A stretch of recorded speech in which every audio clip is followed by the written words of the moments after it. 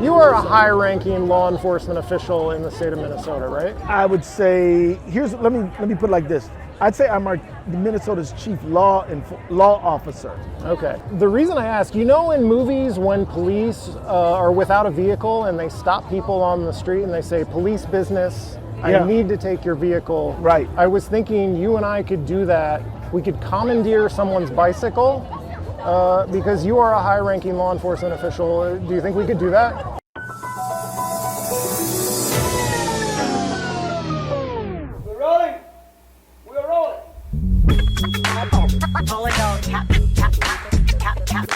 This is a real thing. Real thing. None of you have the balls to stop this. Stop this.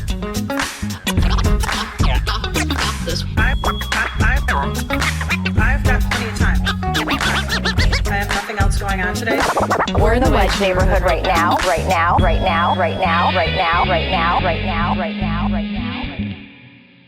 We are live at Open Streets on Lyndale Avenue in Minneapolis for the Wedge Live podcast. I'm your host, John Edwards. Special guest today is Attorney General Keith Ellison. Open Streets, baby. How you guys doing? Good to see you. Thank you for being here. Oh yeah, it's a real pleasure, man. I love Open Streets, you know, so glad to be here with you. Do you have special Lyndale Avenue memories? As just a person of Minneapolis, what do you look back on in your life that happened on Lyndale Avenue? I think I got so many memories of Lyndale Avenue that it's hard to narrow down to one. Where do they happen? So I live a block from North Lyndale Avenue North. Right. So that's where I live there, you know, and the mosque I go to is on there. I used to go to a Target that was there, then it moved. Now I go to a Cub that's there. So I raised my kids there. My kids used to play sports at Fairview Park, which is on Lyndale Avenue, Fairview, not too far from Fairview. My good friend used to have a church on that street. A guy named Jerry McPhee used to run a church right there, and his church now is a block off there. And even here in South Minneapolis, where we are now, there's a pizza joint I love to go to here. There's just food up and down the street. And I've lived my adult life on this street, right?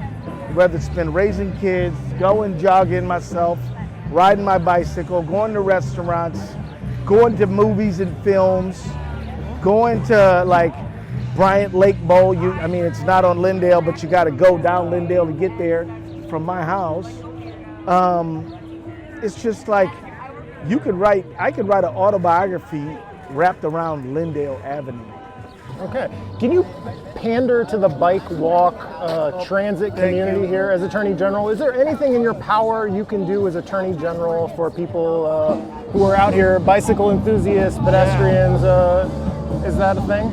It is a thing, but can I acknowledge this agua de Jamaica that I just got from Aurelia's Mexican? It's so hot. So, I'm just saying, shop on Lyndale, y'all. Anyway, back to the bike lane thing. Pander to the alternative transportation community. Can you do that? Well, first of all, hey man, good to see you.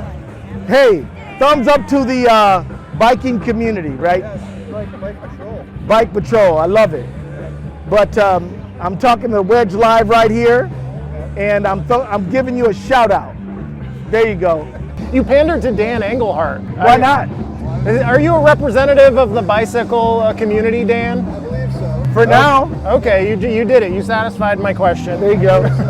but let me tell you. Oh, hey, Haley. But I was just going to say to Wedge Live folks, look, we cannot build enough roads. We've got to have more alternative ways of getting around. The objective of our transportation system should be to move people, not cars. And so I am a strong believer and supporter of our alternative transportation like bicycling. I bicycle myself, I love it. That's kind of how I feel about it. I'm glad we made these investments. I think we should make them in a conversation with motorists, pedestrians, public transportation, and bicyclists. It should be an interactive thing where we can try to meet the needs of all, but at the end of the day, I remember visiting Amsterdam in the Netherlands, and boy, they get around on bicycles.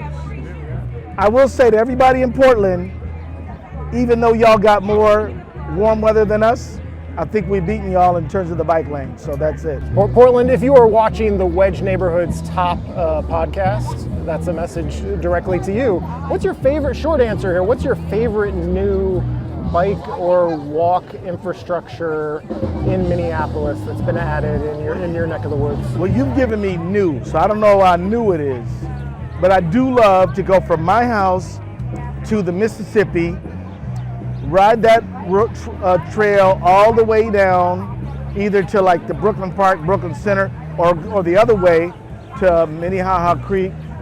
So I think so. That's, and then they got a new underpass. From Plymouth Avenue, you can ride the trails up and down there, so that's pretty new. So that's awesome. You mentioned raising your family here, and Yeah. I'm pretty familiar with one of your children, and that's Jeremiah Ellison. Oh yeah. I always thought I think he served 8 years. Am I correct? 8 years on the city council? Yeah, he was 8 years there. Grizzled veteran by the end. Started out as a young guy, grizzled veteran. I found him to be like the most persuasive speaker. He had a good way of making his case, and it wasn't targeted necessarily at like fire and Brit. He had a reputation as like fiery activist. Yeah. But I always found him to be like really measured and intellectual. Yeah. And I wonder if all of your children are super good arguers, or if it's just him. Well, my daughter is the best arguer in the house. Her name is Amira. She's the youngest one. She learned from all of you. And if you want to debate her, you better bring a lunch, because that kid knows how to pull an argument out of her back pocket. Is Amira in politics? Amira is a union side labor lawyer in Los Angeles. She graduated from the University of Minnesota about a couple of years ago. She is Jeremiah's younger sister. But now I do have a son who's very persuasive in his own way. His name's Elijah, and he is a nurse at Hennepin County Medical Center. And he is a man of few words, but they're all impactful. And then my oldest son is Isaiah Ellison. He's a Hennepin County assistant prosecutor, does adult felonies, trying to protect the public, and so he argues for a living, you know. You've really spread your children out among the professions. You know what, I tell you, man, as a father of four, you really, your kid, you don't shape your kids. They are who they are. And you can mess them up, but you can't really, you gotta basically get out, you gotta give them enough guidance to get them to the place where they can find themselves. Okay, so you can ruin them, but you can't take credit for their glory. Not really. I mean, you can, but you know secretly, I didn't teach that kid. So like, Jeremiah is an accomplished artist, right? And I can't draw a straight line or a circle. I mean, I always think of him as he's kind of got like a lawyer's way of making a case, I think. Yeah, I mean, look, if Jeremiah wanted to be a lawyer, he could be a great one. And he's only 34, so he could be one if he wants. He's still a pretty young guy. Is he still only 34? He started young, man. Started young, but I can't correct you on your son's age, but maybe he's 35. He might have had a birthday. Okay. I hope you didn't mess that up. It is possible. Okay. But I thought he don't was think late so. 30s. No, that'd be. I got a kid older than him, who I know is not 40 or 39. So my oldest child is 38. All right. So Jeremiah is younger than him. We'll be correcting you on the screen with the actual ages. When Well, I this wouldn't be episode is surprised if they edited call in together. and say, "Hey, Dad, how the hell did you forget my birthday?" Which could happen. I have called them by different names their whole lives, Let's talk about prosecuting federal agents, and maybe we Yeah. shouldn't talk about specific cases. We can. But it felt as though I'm game. it was a real long shot when Alex Preddy killed and Renee Good were killed. It's and not. And the federal government was like going to obstruct, and it felt like They they are. have all the power to obstruct. Like, what obstacles have we overcome, and what obstacles are remaining? And like, I'm so glad you asked me this, because I want everybody watching to know that there is no legal barrier to prosecute anyone who commits a crime in the state of Minnesota. You being a federal agent does not give you immunity. Hey, what up, what up, what up? Does not, love you too now, does not give you the right to commit a crime in the state of Minnesota. There is no absolute immunity. When the vice president said that, he was absolutely wrong. Now, there is a limited immunity based on something called the Supremacy Clause in the Constitution, which says that in those limited and enumerated things that the federal government has a right to do, then in that area there is a limited immunity. And basically, when and if we charge those federal agents, and we are working on it every single day to do our investigation, then in that case, they will be able to file a motion to move the case to federal court, but will keep state prosecutors, keep state law, keep state jury. What'll happen is that they can say, I was doing my job and I was doing what was necessary and proper to do my job. And at that point, the court will say, yes, you were, no, or arguably you were not, and we're gonna leave it up to a jury. And so what that means is that the agent is gonna have to convince a jury that shooting a woman driving away from you, including multiple times, including the last time when he shot through the side window, through her ear, out her other one, that was necessary and proper. And they're gonna have to show that shooting Alex Preddy after they disarmed him 10 times was necessary and proper. So that's their burden to carry, and we'll see if they can do it.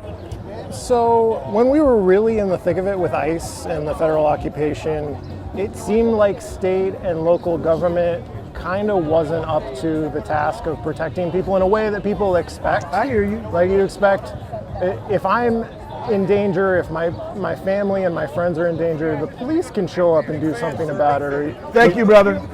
You got it, my man. you call your council member, you get on the phone with the mayor and say, hey, this is wrong. But like standing up to the federal government, very difficult, it turns out. Are we more resilient now? Are we better prepared? Because it feels like maybe this isn't the last go-round. We still have 2+ years left of the Trump administration. Are we more resilient in standing up to the federal government, whether it has to do with secret police tactics or whatever the case may be? And if we're not resilient, like, what do we need to do? Well, let me just say this. What I'm gonna say to some ears could sound like excuse making, but it really is just truth telling. There's not one single state government, one single municipal government in America that has experience with dealing with violent paramilitaries descending upon and attacking their states. There simply is no prior experience with this. We got to remember that Operation Metro Surge was the single largest deployment of paramilitary immigration agents in the history of the United States, ever. And so I think it is fair to say state and local police and sheriffs and others should have done X, Y, or Z. But I hope people can also see how when an officer is a municipal or state officer is watching these people act this way, there's no playbook for this, right? There's no playbook for it, and the possibility of an armed confrontation between local and state officers and the federal government was a very real possibility if it would have gone down that way. And there was an incident, I think it was outside of St. James or St. Peter, where such a confrontation sort of almost could have happened. Right. Because the local authorities went and basically said, hey, you got to release that woman, and thankfully they did, but at the end of the day, that was a dicey moment. So what I'm saying to you is, we did what we know we can do. We sued them. I sued them. The city of Minneapolis, the city of St. Paul sued them. We used legal authorities, private nonprofits like ACLU sued for the right to protest. And so we did what we knew what we could do, but there were a whole lot of things that were simply not in our body of experience. So like right now, I think we are thinking, what can we do? What's possible? What's not possible? We did learn that the federal government will kill you. We learned that. Not once, twice, and maybe even 3 times, because we did charge, Hennepin County and the AG's office did charge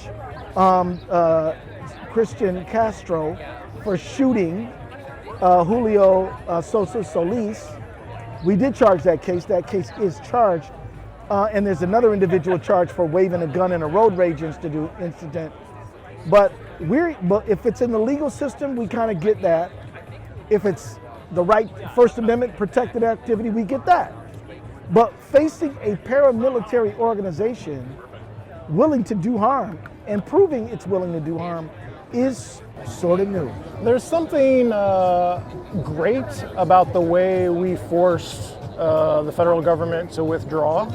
Something really great about the fact that it was the people in the streets, not government. It was the people, but also it makes you think, like, can we sue them faster?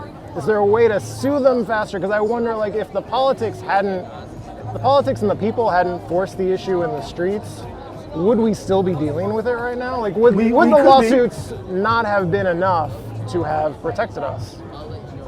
Let me tell you, man, this is a very important question you're asking me, because it goes down to who and where does real power reside in American politics. And I would tell you the power started with the people and still with the people ultimately. We might sometimes think the power is with the politicians. It's actually not. I am. Yeah, how you doing? You did great this January. Thanks a lot. Take care, bro. And so let me just say that again. I think so. So the legal. So you said about suing fast enough. The legal system is moving the way the legal system moves. The first thing we did is we moved for a TRO. That's a temporary restraining order. The court denied it. The court denied it, even though the court acknowledged that we were kind of really right about a lot of things. And hey, how are you, sir? Yeah, I'm with Amnesty International. We're putting a special effort on Georgia Fort.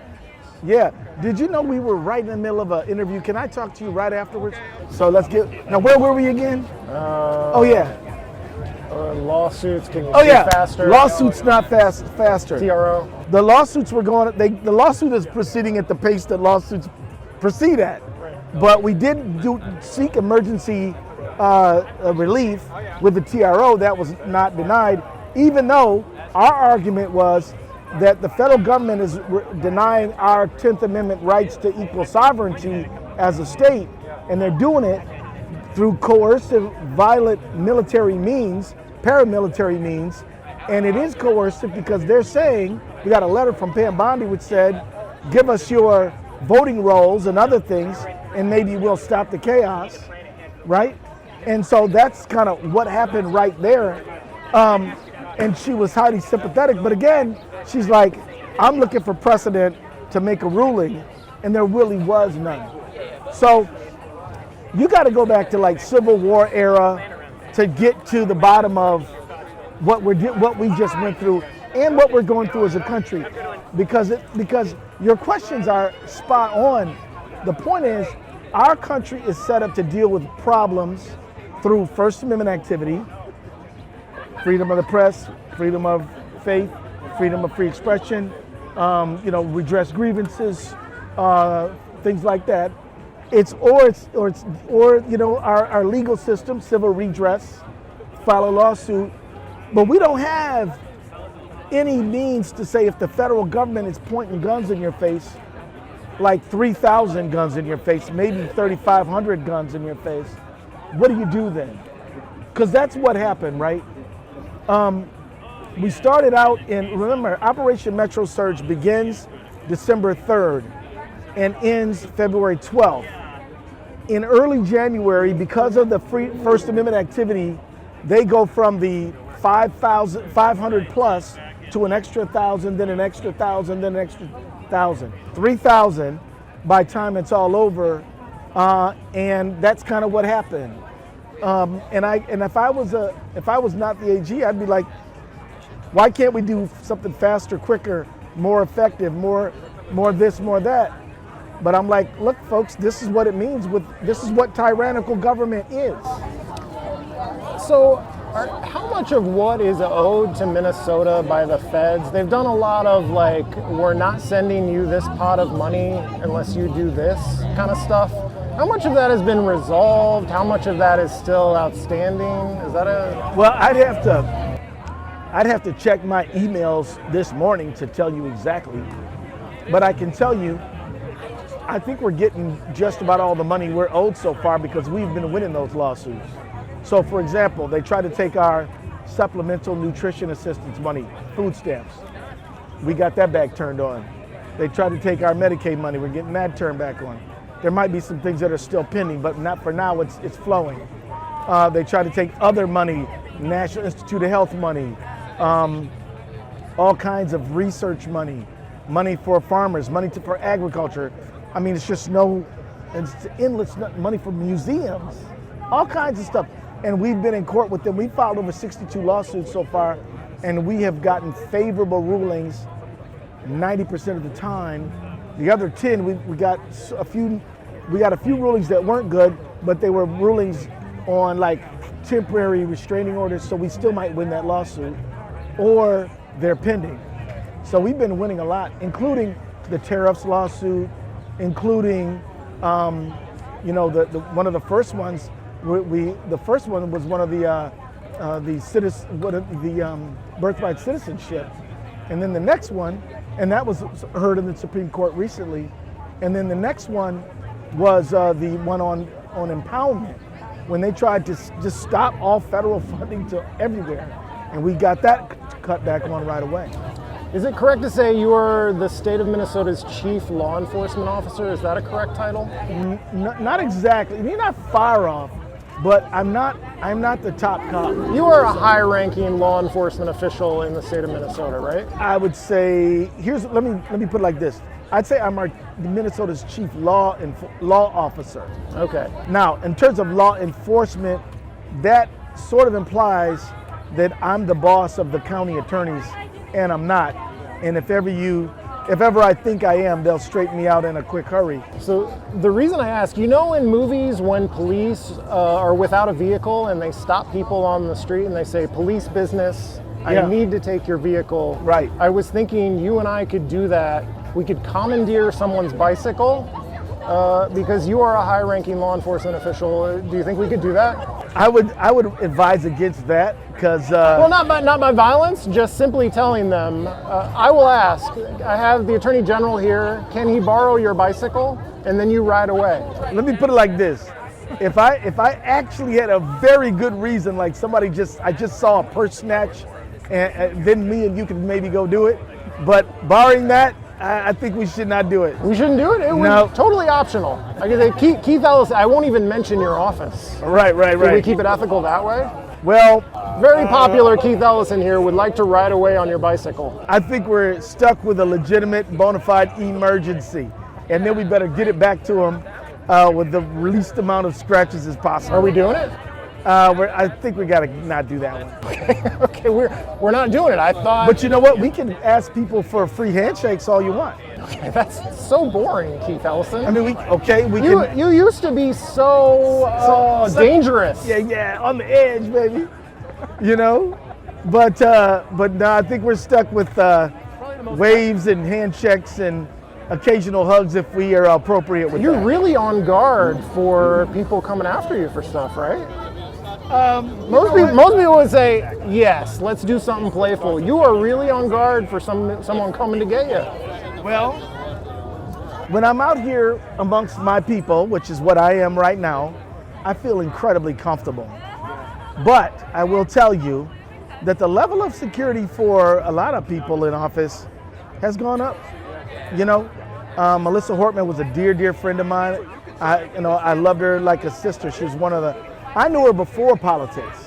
She and I had a case in 1998, and I represented this person in a case involving something, and she represented the same person in a separate civil proceeding. She actually sued the landlord of this woman and got $490,000. And this woman was living in squalor, being bullied and intimidated by her landlord. The landlord would say stuff like, girls don't have to pay rent. And she sued, and she got a lot of money and changed the life of that family. And that's how we met. And so when we both went to the state legislature, it was like, hey, I know you. But she was a fighter for justice, man. And now she's gone because of people who believe that it's okay to kill people you don't agree with. Yeah, people impersonating police in masks. Impersonating the police, which means that no, I would not advise you to open the door if a single officer comes to your house. I'd call 911 and say, there's an officer outside of my house, why? It's kind of insane that conservatives don't recognize why that is bad for police, that no one can tell who the police are anymore. Well, I would say that we have a big difference today between a conservative and a right-wing person. They're sort of not the same anymore. Conservatives used to want to conserve they wanted to conserve the family, they wanted to conserve our national debt, they wanted to our national budget, they wanted to conserve the Constitution. Trump doesn't want to conserve any of those things. Trump, do you know, our GDP is actually smaller than our national debt right now. And Trump wants to expand military spending to $1.5 trillion in the 2027 budget. And he wants to cut services to people and cut taxes to the richest people, as which he's already done. Does that sound conservative to you? He's running a roughshod over the Constitution. Not very conservative. You want to know who a conservative is? Thomas Massey. See, a conservative and a progressive can talk. A conservative, a progressive and a fascist extremist cannot talk. So that's kind of where we're at right now.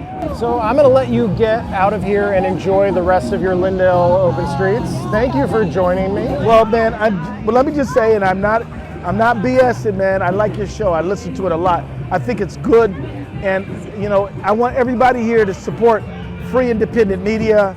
When you got the Ellison family, no relation, buying up, you know, Skydance, CBS, Paramount, and all that. When you got that kind of media consolidation, when you got Scott Pelley saying, I'm out of here, they've ruined 60 Minutes, you can't trust the mainstream press anymore. So your show becomes extremely important as just a source of news and information for the average person. Thank you very much. Minnesota Attorney General Keith Ellison is running for re-election this year. It's a very, very important election, so make sure you're voting this year. This has been the Wedge Life Podcast. I'm your host, John Edwards. Thank you for listening. Thanks, everybody. This is a real thing. Real thing. None of you have the balls to stop this. Stop this.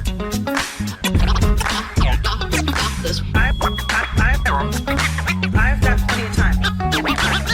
I have nothing else going on today. We're in the Wedge neighborhood right now.